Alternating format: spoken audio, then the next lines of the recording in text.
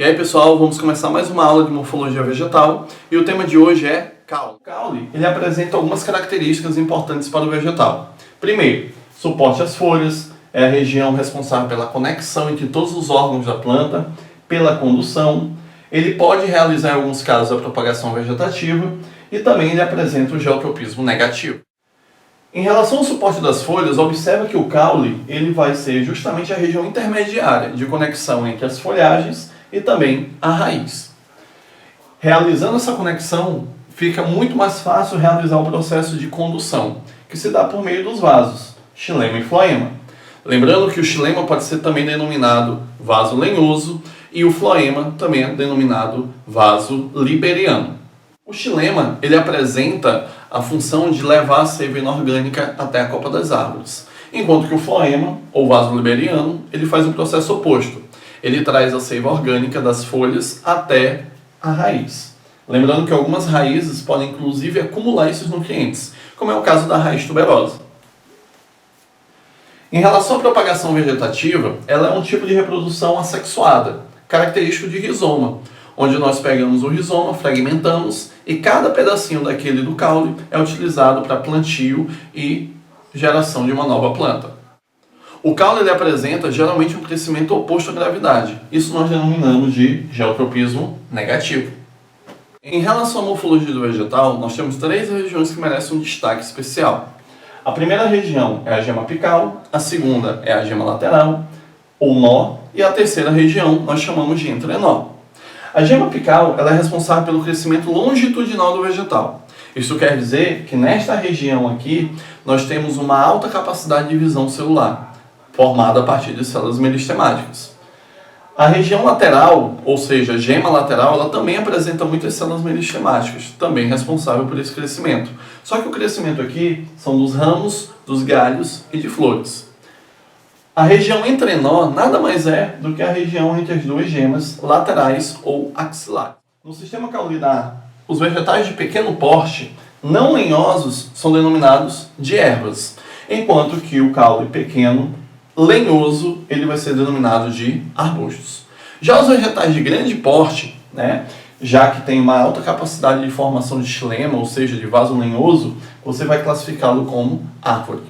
Em relação à classificação, nós temos três tipos de caule: os caules aéreos, subterrâneos e os caules aquáticos.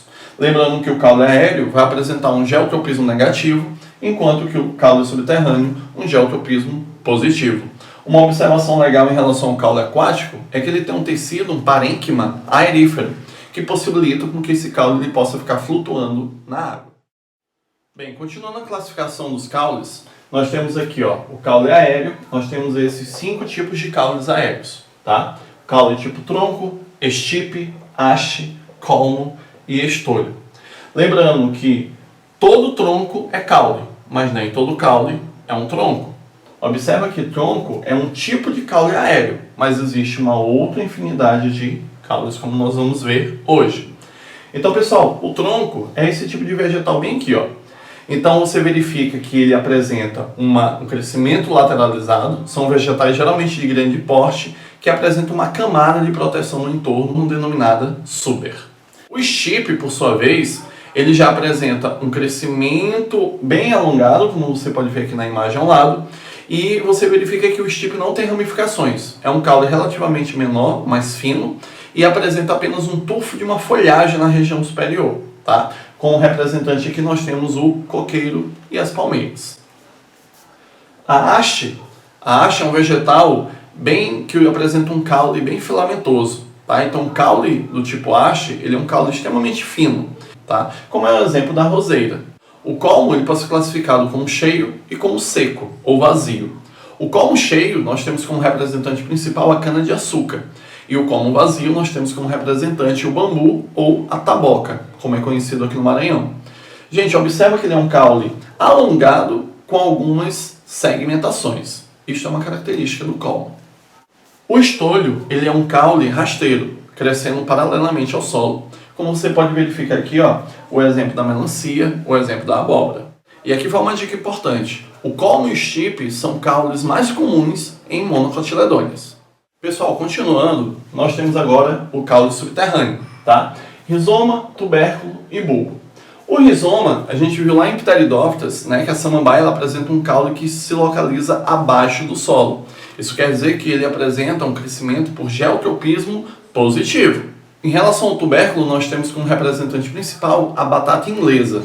Lembrando que existem dois tipos de batatas. A batata doce, que no caso é uma raiz tuberosa, e a batata inglesa, que é um caule denominado tubérculo, que também cresce abaixo do solo, ok? Também apresentando um geotropismo positivo. O bulbo ele é representado pelo alho e pela cebola, tá? Você observa ali que aquilo que nós chamamos de dente de alho, na realidade são folhas. E o bulbo, o caule, é aquela regiãozinha que fica bem na região central. O caule aquático, ele já apresenta o parênquima aerífero, que é um parênquima de armazenamento de ar, tá? O que possibilita justamente a flutuação desse tipo de caule, ok?